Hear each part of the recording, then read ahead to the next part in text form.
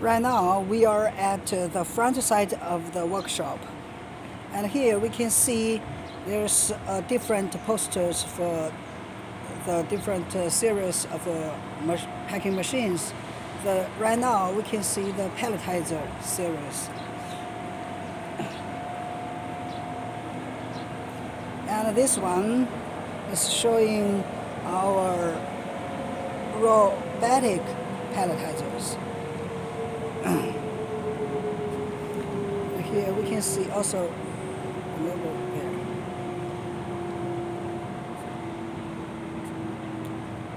And this one, here we can see the shrink wrapping machines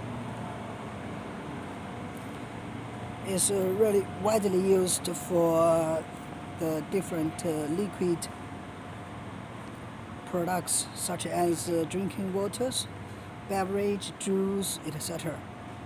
And right now we are at the carton packing machines.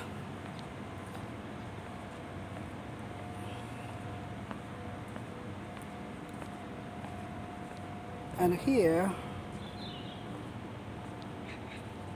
we are at the carton packing machines. And the last one is the carton erecting